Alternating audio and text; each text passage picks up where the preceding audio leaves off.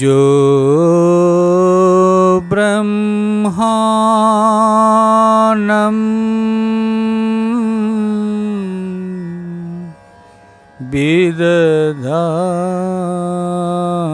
विदधाति पूर्वं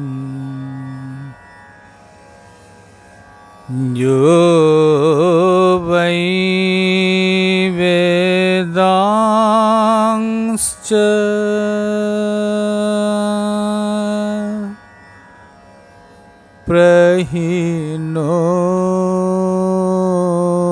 प्रहिनोति तस्मै तं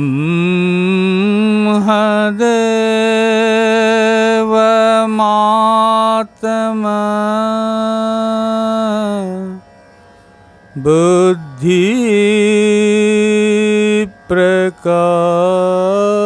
बुद्धिप्रकाशम्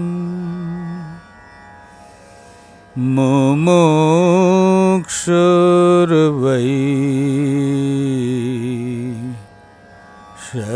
शरणमहं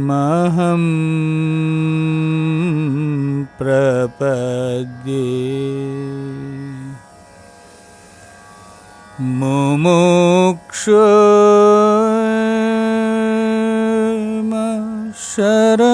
शरणमहं प्रपद्ये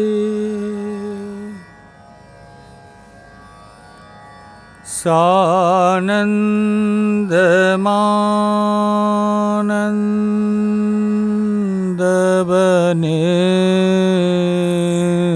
वसन्तम्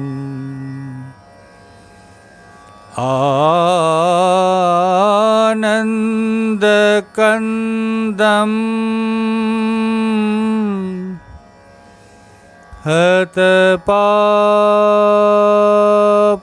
हतपापवृन्दम्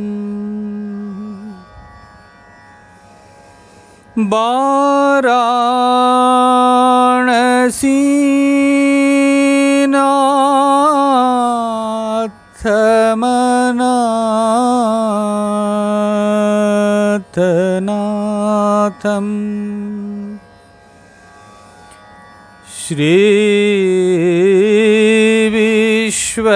श्रीविश्वनाथं शरणं प्रपद्ये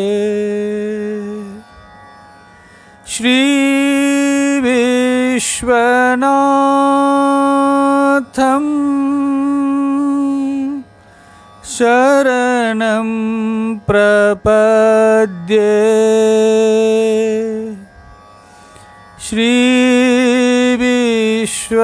श्रीविश्वनाथं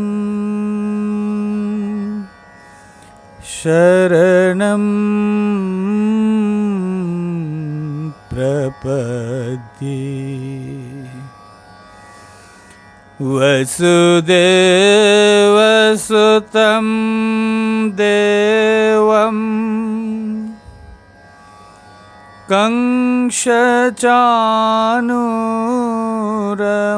कंसचाणूरमर्दनम् देवकी परमानन्दम्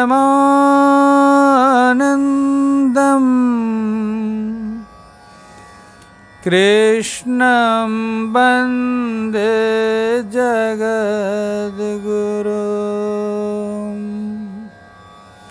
कृष्णं वन्दे जगद्गुरुम्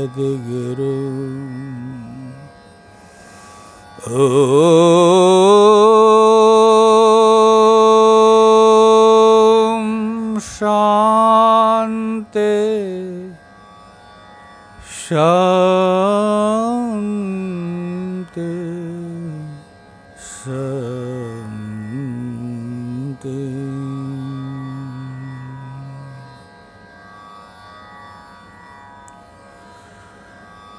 हरि ओम हरि ओम। अपने आराध्य के चरणों में कोटिश प्रणाम, सद्गुरुदेव के चरणों में बारंबार प्रणाम। उपस्थित भक्त वृंद, श्रीमद् भगवद गीता के 16 अध्याय के ऊपर दैवासुर संपद विभाग योग के ऊपर विचार मंथन चल रहा है। प्रथम मंत्र के अंतिम भाग पर विचार चल रहा है। आइए प्रथम मंत्र का उच्चारण करते हैं। श्री भगवानुवाच अभयं सत्त्वसंशुद्धिर् ज्ञानयोगव्यवस्थितिः दानं दमश्च यज्ञश्च स्वाध्यायस्तप आर्जवम्। भगवत भक्तजन, तपः की चर्चा हम लोगों ने किया। जीवन में तप की बहुत आवश्यकता है। तप न हो तो वो जीवन पाप मुक्त नहीं होते हैं। कल हम लोगों ने भगवत गीता के ही माध्यम से चिंतन किया। 17वें अध्याय के 2 श्लोकों के द्वारा भगवान बतला रहे हैं शारीरम तप क्या है, शरीर का तप क्या है, और वाणी का तप क्या है।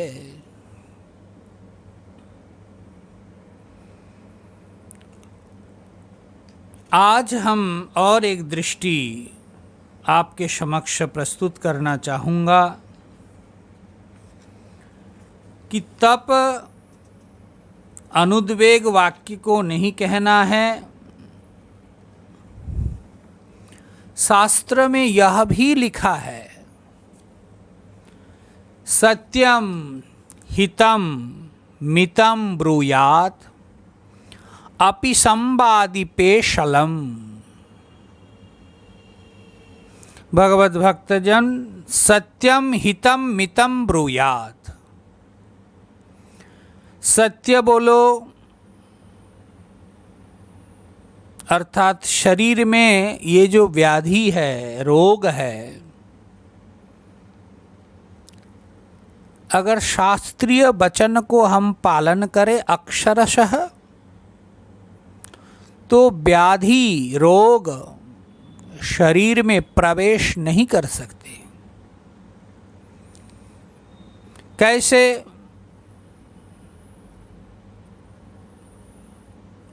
आप बोलिए परंतु सच बोलिए।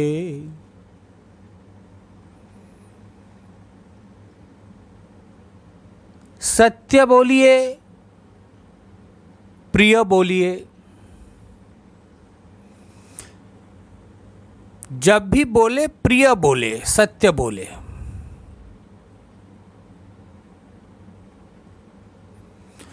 और जब आप बोल रहे हैं तो हितकारी बोलिए। तो 3 बात, सत्य बोलिए, प्रिय बोलिए और हितकर वाणी बोलिए। हितकर, हितवाणी बोलिए, इसका मतलब है आपका हित नहीं, आप जिनसे बोल रहे उनके हित का ध्यान रखें। इसीलिए संहिता भाग में लिखते हैं सत्यम हितम प्रियम ब्रूयात। हितकर बोले, जब भी बोले तो उनके हित का ध्यान जरूर रखे। हितकारी बोलिए। दूसरे का हित का ध्यान में रखना जरूरी है। अधिकतर समय हम अपना ही हित का चिंतन करते हैं, द्वैत स्वार्थ हो गया। दूसरे का हित ज्यादा ध्यान रखना चाहिए।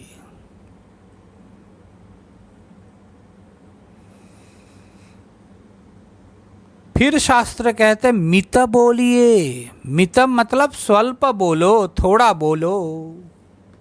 यही तो मुश्किल है। बड़बड़ बड़बड़ बड़बड़ बड़बड़ करते करते ऐसा आदत पड़ गया, प्रयोजन हो न हो अधिक बोलते हैं। और अधिक बोलने से भगवत भक्तजन उस वाणी का कोई कीमत कोई नहीं देते। इसलिए शास्त्र वचन को ध्यान में रखिए। मित ब्रूयात, मितम ब्रूयात, थोड़ा बोलिए। और फिर कहते हैं अपि संवादी, जिस वाणी से, जिस वाक्य से, जिस शब्द से वाद विवाद बढ़ता हो ऐसा वाणी न बोले। सत्य बोले, प्रिय बोले, हितकारी बोले, मित बोले, अल्प स्वल्प बोले, और अपि ब्रूयात अर्थात अपि संवादी, जिसमें वाद विवाद न हो ऐसा वाणी बोलिए। भगवत भक्तजन, यह भी एक प्रकार के तप है। देखिए, औपनिषदिक दृष्टि व्यक्ति के जीवन में आ जाए तो वो जीवन कभी भी अधर्म, अन्याय, अविचार, अत्याचार कर नहीं सकते नारायण। ऐसा शास्त्र कि ऐसा बात मत बोलो जिसमें वाद विवाद बढ़ जाए। अधिक मत बोलो, स्वल्प बोलो, थोड़ा बोलो। हितकारी वचन बोलो, सामने वाले का हित चिंतन करके बोलो। सत्य बोलो। इसीलिए भगवत भक्तजन, इससे क्या होगा? कहते भाई, जब आप सत्यम हितम प्रियम ब्रूयात अपि संवादी पेशलम, उससे आपका मन प्रसन्न रहेगा। मन प्रसाद सौम्यत्वम, इसी से मन की प्रसन्नता आएगी। ये शब्दों को जरा ध्यान रखिएगा। सुनने मात्र से नहीं, जब आप दैनंदिन जीवन में इसको प्रैक्टिस करेंगे तभी आपको पता लगेगा। प्रयोजन से अतिरिक्त न बोले, मित परिमित सीमित बोले। जिनसे बोल रहे उनके हित का ध्यान रखे। प्रिय प्रिय बोले, सत्य अभिभाषण करे। यही है तपस्या। ये जो वाङ्मय तप का उच्चारण हम लोगों ने गीता जी के माध्यम से देखा, अनुद्वेगकरम वाक्यम सत्यम प्रिय हितंच जत स्वाध्याय अभ्यासनम चैव वाङ्मयम तप उच्यते। ये वाङ्मय तप, ये तप के लिए संहिता भाग में इस प्रकार से वर्णन मिलता है। इसीलिए इस पर जरूर ध्यान दे। धर्म रहस्य का यही है, देखो, यदा न कुरुते भाव सर्वभूतेषु पापकम कर्मणा मनसा वाचा स धर्म इति उच्यते। धर्म का डेफिनेशन क्या है? ये विष्णु पुराण में एक प्रसंग आता है। याज्ञवल्क्य जी बोलते हैं, भाई धर्म को कौन जानता है? धर्म को कौन जानता है? जो मन से, वाणी से, कर्म से प्राणियों के प्रति यह पापी है ऐसा भाव नहीं रखते हैं,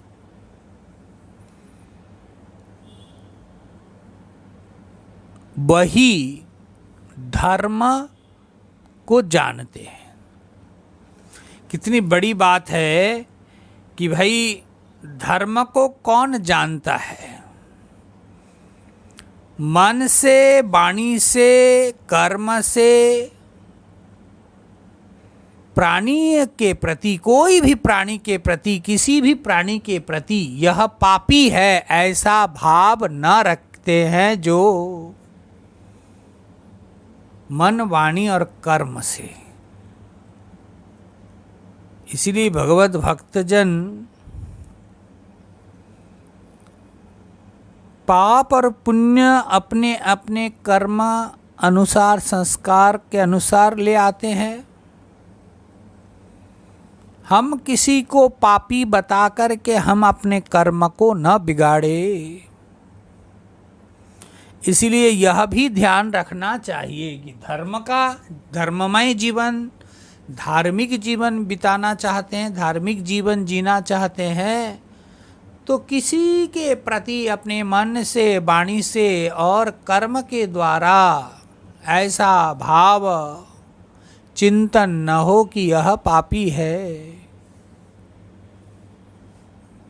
कितना पवित्र, कितना उच्च भाव है। छांदोग्य उपनिषद में प्रथम श्लोक में, भगवत गीता के प्रथम श्लोक में तपह का विचार चल रहा है। आप मूल से दूर नहीं हटना। छांदोग्य उपनिषद में एक प्रसंग आता है, ये जो शारीरिक भोग है, कष्ट पाते हैं, इस भोग को भी तप बुद्धि से चिंतन करो। भोग को तप बना लो। दुनिया के किसी भी धर्म में इस प्रकार के कॉन्सेप्ट नहीं मिलता है नारायण। भोग को धर्म रूप से स्वीकार कर लो, धर्म तप बना लो, तप बना दो, ये बहुत बड़ी बात है। देखिएगा, घर में किसी का जर हो, कोई बीमार हो, तो बड़े बुजुर्ग का होता है तो स्वयं कहते हैं, अथवा तो अन्य किसी का होता है तो बड़े बुजुर्ग कहते हैं, देखो इनका भोग है। भोग है मतलब किसी न किसी प्रकार से कोई ताप रहा होगा, पाप रहा होगा, और जिसका फलस्वरूप भोग के रूप में ये ज्वर, यह बीमारी आया है। इसलिए भगवत भक्तजन, यह जो भोग है, इस भोग को भी तपः बुद्धि से ग्रहण करो। बहुत सुंदर एक विचार। एक संत जी किसी के घर में गए तो वृद्ध था, पौढ़ावस्था में, तो उनका काफी बुखार चढ़ा हुआ है। संत जी को मालूम नहीं था। भगत जी कई दिनों से नहीं आए तो संत जी आ गए। प्रेमी थे, सरल हृदय के थे, उनके घर आ गए। आते ही पता लगा कि अरे वो तो बुखार तो उनके कमरे में गए, पास में बैठा और कहने लगा। तब तक वो सज्जन भी प्रणाम उणाम किया। कहते भाई, बोलते स्वामी जी सर उठा नहीं पा रहा हूँ, बहुत भारी हो गया, बुखार तेज है। कहते अरे हमारे संत लोग जेठ के महीने में पंच तपा करते हैं, चारों तरफ आग लगा करके बीच में बैठ करके सर पे भी आग का एक बर्तन रख करके भरी दोपहरी में तपस्या करते हैं। तो तुम इस रूप से चिंतन करो भगत जी कि भगवान तुमसे तप करवा ले रहे हैं। ये जो बुखार है, सर भारी है, तो ये तुम्हारा प्रारब्ध कर्म का भोग है और इस भोग को तप बुद्धि से लो। देखिए ये बुखार की बात कह रहे हैं, परंतु ध्यान रखिएगा वृद्ध अवस्था आते आते कई बीमारियों से हमारा शरीर जर्जरित हो जाते हैं। अगर वो भोग के समय बीमारियों को आप इस रूप से चिंतन कर सकते हैं कि यह वृद्धावस्था की, अब तो पूजा अर्चना जब ध्यान बैठ कर के अधिक देर तक बैठ नहीं सकते हैं, तो ये जो शारीरिक रोग है, बीमारी है, इसी को तप रूप से लो। और वो तप रूप से लेने से सहन करने की एक क्षमता आपके अंदर पनपेगा महाराज। हाय हाय करके, चिल्ला करके, कह करके आप उस रोग को दूर नहीं कर सकते हैं। अगर औपनिषदिक दृष्टि जीवन में आप लाते हैं तो अंदर से, आपके अंदर से एक शांति,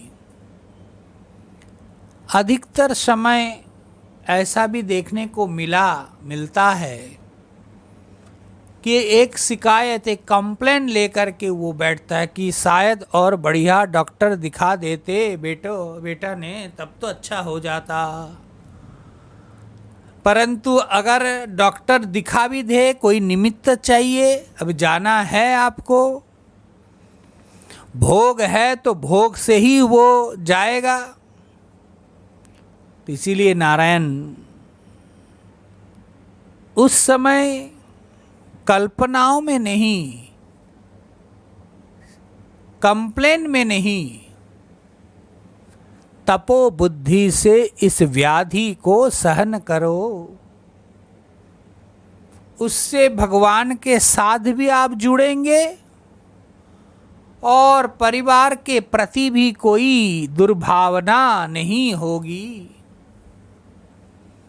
इसीलिए छांदोग्य उपनिषद में ऐसा कहते हैं, एतद वै परमं तपः, यही परम तप है।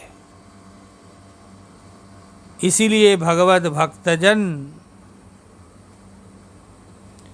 जब तक इस प्रकार के चिंतन आप अपने जीवन में नहीं लाएंगे, तब तक तप क्या होगा नारायण।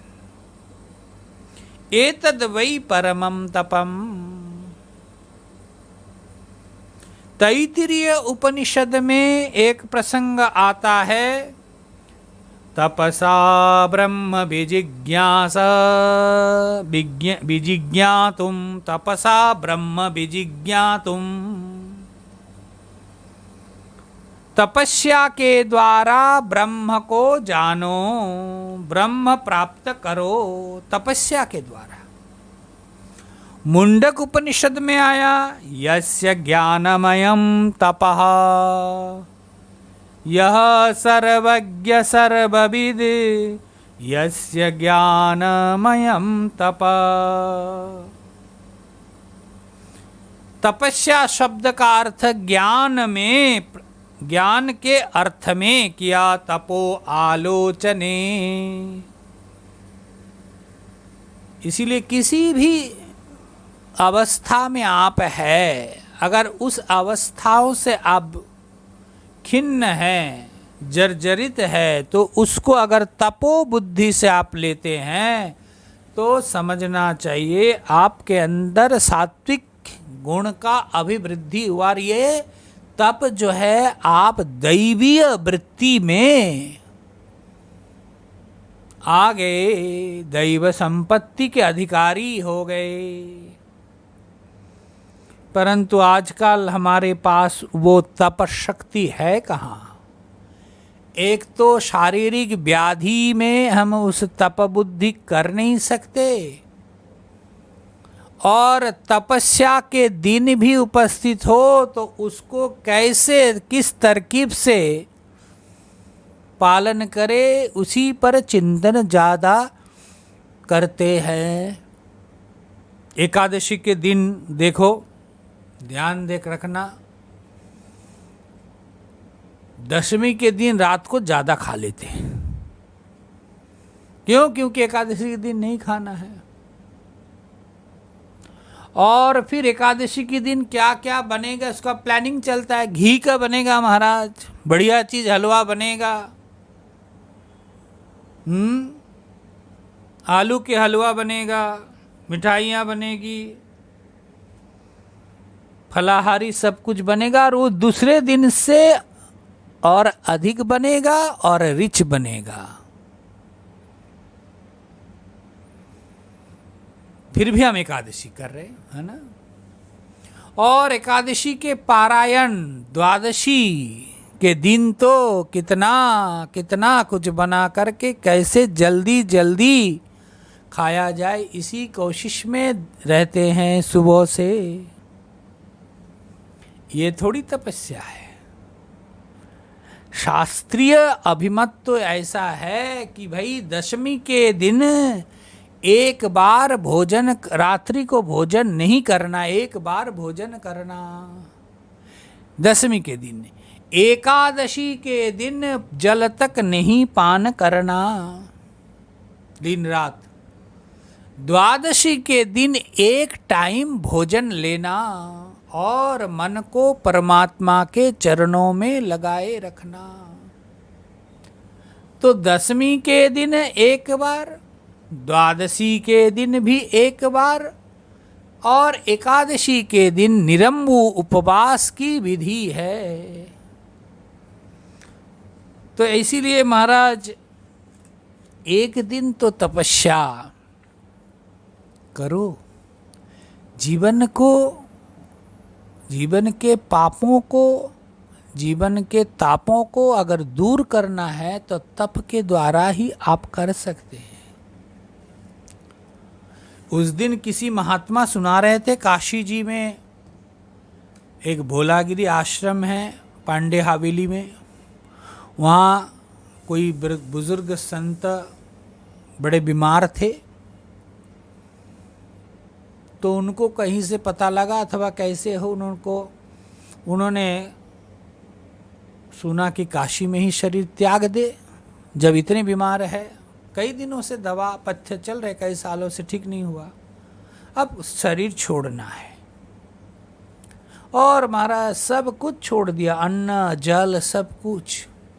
25 दिन हो गए, सब संत लोग दर्शन करने जाते थे। एकदम बिस्तरा से लिपटा हुआ था, पतले दुबले हो गए, कमजोर, 25 दिन से बिना खाए बिना पिए। अब वो संत जी 25-26 दिन के बाद स्वस्थ हो गए। अब भी मौजूद है, अब पहले से ज़्यादा तंदुरुस्त हो गए। ये जो 25 दिन बिना खाए बिना पिए पड़े रहे, उससे शरीर के सब रोग जो है विलुप्त हो गया। अब बिल्कुल स्वस्थ है। पहले कितना कितना रोग था, सब रोग गए महाराज। इसीलिए तपस्या, तपो बुद्धि जिनके अंदर है, यह एक सात्विक दैवीय प्रवृत्ति है। इसीलिए भगवान कहते हैं स्वाध्याय तप आर्जवम, तपस्या इस प्रकार से करो। आर्जवम शब्द का अर्थ है ऋजुता, सरलता। सरल भाव से रहना है तो महाराज जीवन बड़ा सुंदर होता है। पेचीला चालाक व्यक्ति के बहुत ज़्यादा मंगल होता नहीं है। सोचता है कि चालाकी से काम बना लूँगा, लेकिन एक आध जगह शायद वो सफलता प्राप्त कर ले, परंतु जब फंसता है महाराज बुरी तरह से फंसता है। जो सरल है, सीधा है, उनका जीवन बड़ा सीधा ही होता है। सरल स्वभाव, सीधे स्वभाव, ऋजुता के कारण ब्रह्म ज्ञान प्राप्त कर सकते हैं। वक्रता तो महाराज मृत्यु है। महाभारत में एक श्लोक मिलता है, देखिए, सर्वजिह्वं मृत्युपदम आर्जवं ब्रह्मणा पदम एतावान् ज्ञान विषया प्रलापः किं करिष्यति। सर्वं जिह्वं मृत्युपदम। जिह्वम मतलब टेढ़ापन, बांकापन। जितना बांकापन है, टेढ़ापन है, वह मृत्यु के स्थान देता है, मृत्यु को स्थान देता है कि हे मौत तुम आओ। जितने टेढ़ापन है, जितने बांकापन है, वो मृत्यु को स्थान देता है, ध्यान रखना। हे मौत तुम आओ। आर्जवम ब्रह्मणा पदम, जो आर्जवम, जो सरलता है, ऋजुता है, वह ब्रह्म पुकारता है, ब्रह्म के लिए स्थान ब्रह्म को ही देता है। परमात्मा आओ, हमारे हृदय में स्थान ग्रहण करो। इसीलिए समझ में आ रहे ना, ऋजुता और वक्रता में क्या अंतर है।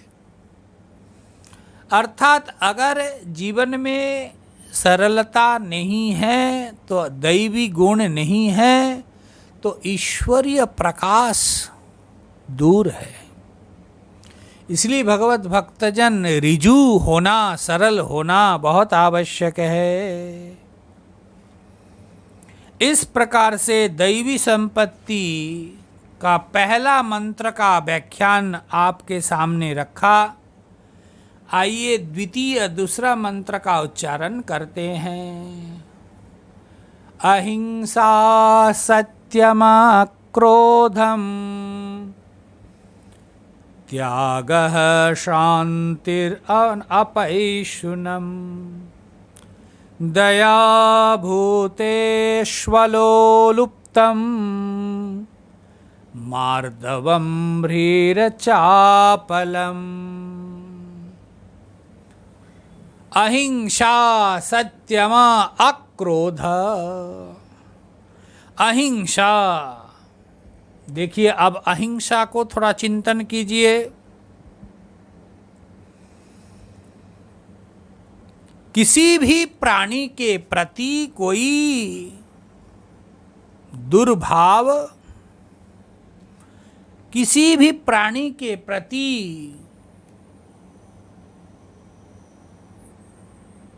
दुख नहीं पहुंचाओ। देखिए क्या भाव आपके अंदर होना चाहिए। अहिंसा शब्द का अर्थ है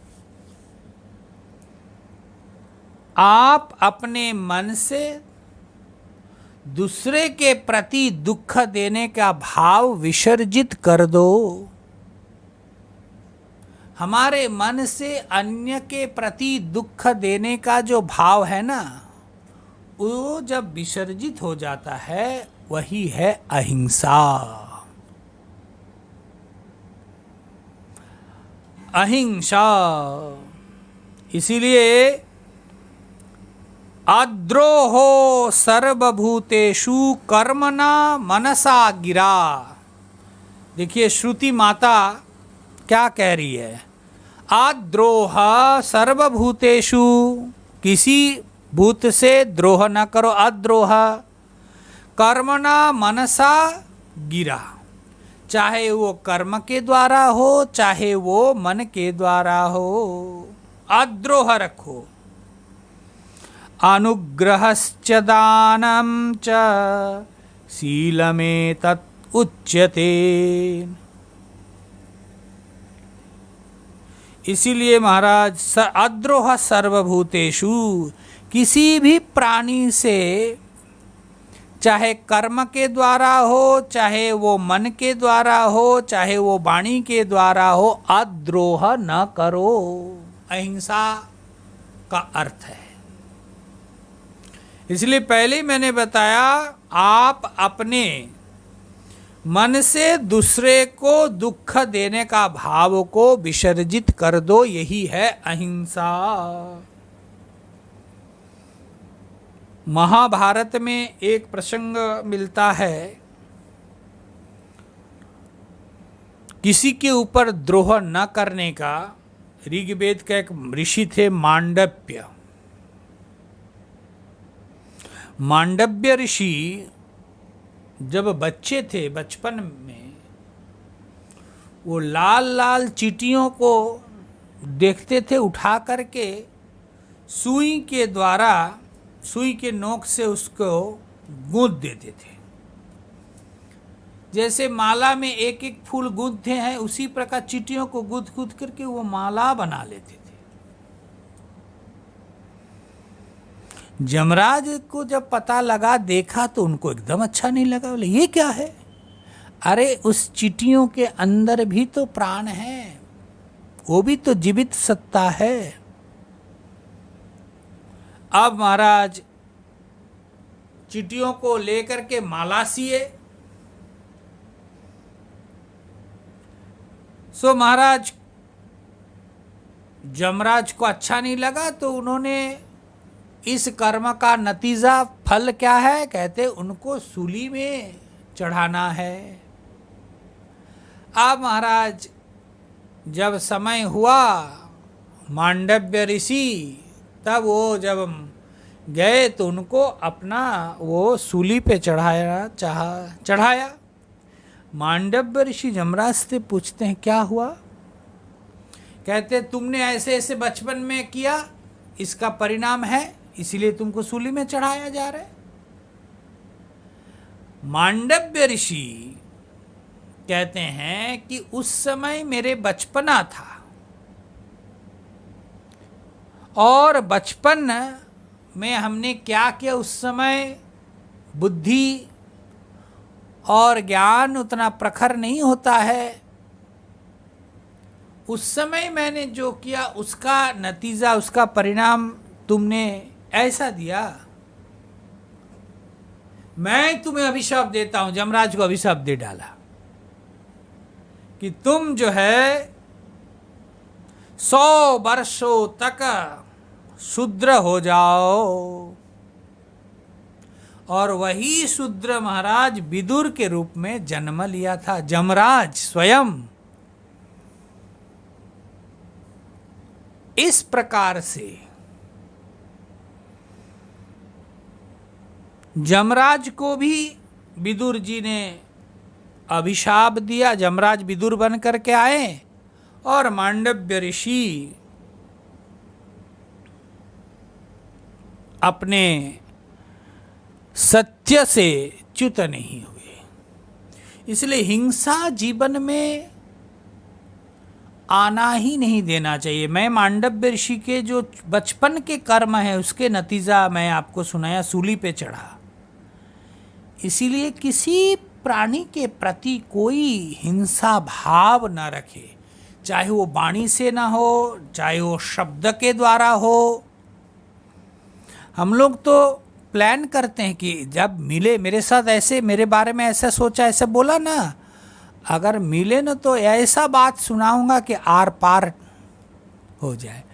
तो हम तो प्लान करते नारायण, कैसे हिंसा करे, कैसे कष्ट दे। परंतु ऋषि कहते हैं ऐसी चोट नहीं करना चाहिए कि जिनके बारे में जिनको आपने बोला उनका आर पार छेद हो गया, ऐसा नहीं। तिलमिला उठे, ऐसा नहीं। जिह्वा को आप देखे हैं ना, जिह्वा को देख करके शिक्षित हो जाइए। जिह्वा में आप मीठा चीज डालो तो वो भी स्वादिष्ट होते हैं, जिह्वा में आप कड़वी चीज डालो तो वो भी स्वादिष्ट होते हैं, जिह्वा में आप तीखा चीज डालो तो भी कड़वे, वो भी मीठा हो जाते। वो सब में मीठा मीठा मीठा। जिह्वा कभी भी कोई भी सामग्री को, चाहे वो नमकीन हो, तीखा हो, कड़वे हो, मीठा हो, वो सब में अपना स्वाद को दे देता है। ये जो एक वृत्ति है, इसको समझना चाहिए। चित्त में ऐसा एक भाव हो कि दूसरों को दुख पहुंचाना नहीं है। कभी भी अपने आचरण के द्वारा हो सके तो सुख देंगे, दुख तो नहीं देना है। इसलिए भगवत भक्तजन, परमात्मा के पास दो चीज है, एक है सत्य, दूसरा है अहिंसा। भगवत गीता के 16 अध्याय में दूसरे श्लोक में अहिंसा सत्यम क्रोध, अहिंसा सत्य परमात्मा के पास है।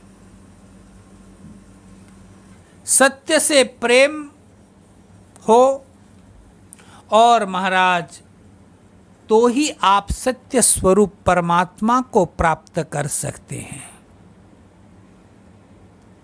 अहिंसा अगर जीवन में न हो, अहिंसा वृत्ति, देखो जैनियों में अहिंसा मुख्य रूप से रखा, तो ये अहिंसा अगर जीवन में न हो, प्रतिष्ठित न हो, तो भाई परमार्थ को, परम प्रिय को, परमात्मा को आप प्राप्त नहीं कर सकते। इसलिए ध्यान में रखना चाहिए हमारे धर्म शास्त्र के बात को, कि भाई किसी भी प्रकार से, हमारे मन से हो, हमारे आचरण से हो, हमारे बुद्धि से हो, अहिंसा न हो। किसी के प्रति दुर्भावना न हो। इसीलिए तो परमात्मा को प्राप्त करने की चित्त की स्थिति कैसी है? अहिंसा, सत्य, ये सब परमात्मा प्राप्त करने का उपाय है। इसीलिए इसको 16 अध्याय में दैवी गुण में समाहित किया गया। यदेव हिततमं तदेव नो ब्रूहि, श्रुति कहती है। सत्यं ब्रुवन्त धर्मं ब्रवीति इति आह। यदेव हिततमं, जो हित है, सत्य है, वही बोलो। तैत्तिरीय उपनिषद में आया है, कोई भी लोग सत्य बोलता है तो देखिए दुनिया के लोग उसको बोलते हैं कि ये धर्म कह रहे हैं, और धर्म की बात कोई करता है तो कहते हैं ये सत्य बोल रहे हैं। एक अद्भुत सत्य और धर्म का संमिश्रण है। इसीलिए महाराज, किसी को दुख पहुंचाने का भाव, संकल्प मन में नहीं लाना। किसी के प्रति जानबूझ करके दुख तो देना ही नहीं, सजगता के साथ अनजाने में भी दुख न पहुंचे, ये ध्यान रखना। इसीलिए भगवान रोज 24 घंटे प्रार्थना, बहुत साधकों को देखा हमने भगवान से प्रार्थना करते रहते कि हमारे मन, वाणी और कर्म के द्वारा किसी भी प्रकार से हिंसा न हो प्रभु। हिंसा का भाव हमारे चित्त में न आवे। भगवान गीता जी में कहा, अहिंसा समता तुष्टि तपोदानम यशो यश भवन्ति भावा भूतानां मत्त एव पृथक विधा। ये जो अहिंसा है यह मेरे से अलग नहीं है, मत्त एव पृथक विधा। इसलिए भगवान की कृपा हमारे हृदय में प्रकट हुई है। इसको हम कैसे पहचानें? कहते हैं पहचानेंगे तभी जब आपके चित्त में किसी के प्रति हिंसा भाव न हो, आप अहिंसा में प्रतिष्ठित हो।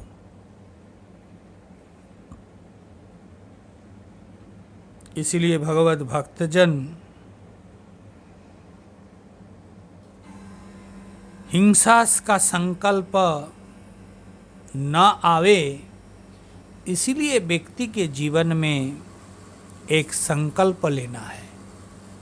कोई दूसरा करता है मेरे से तो वो उनका कर्म है, और मेरे से जो घटित हुआ वो मेरा कर्म फल भोग है। मैं विचार करके, चिंतन करके दूसरा गहन कर्म ना कर बैठूं, ध्यान रखना चाहिए। देखो, एक कथा बोल करके समाप्त करता हूं। एक राजा थे,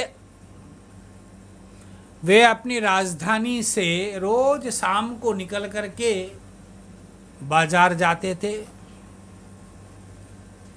तो एक दुकान के सामने जाकर के रोज उनका ये था, खड़े होते थे तो बड़ा ही अजब की भाव उनके, गजब की भाव। क्या कहते, दुकानदार को देख करके वो मन ही देखते ही, रोज एक ही व्यक्ति को देखते ही लगता था कि इनको सूली में चढ़ा दूं। अरे बड़ा विचित्र। राजा अपने को बड़ा स्टडी किया कि अन्य अनेक दुकान है, किसी दुकानदार को देख करके ऐसा मन में विचार ही नहीं आता, तो इस दुकानदार को देख करके ऐसा विचार क्यों आता है? मंत्रिमंडल को बुलाया, बैठाया, अपनी बात को रखा और राजा ने विचार किया, सबके साथ परामर्श किए कि उस दुकानदार को बुला करके पूछता हूं कि मेरे मन में ऐसा भाव, उसका क्या विचार है। तो दरबार में उस दुकानदार को भी बुलाया गया।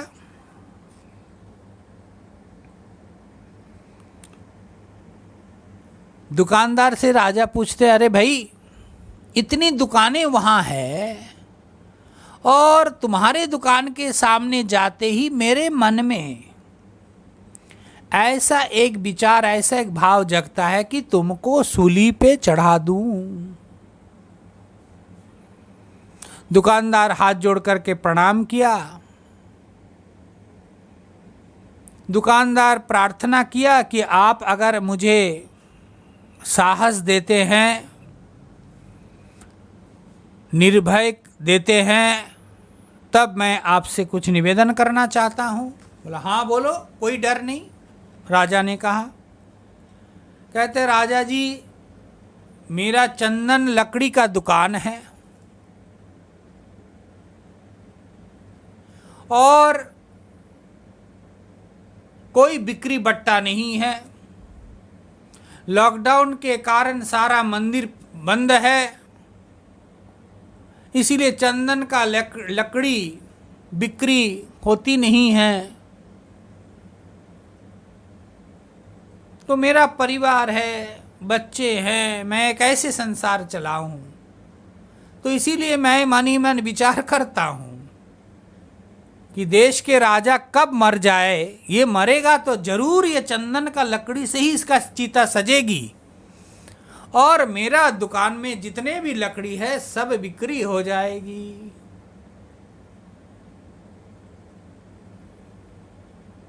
आप बताइए, ऐसा सुन करके राजा क्या सोचता होगा? राजा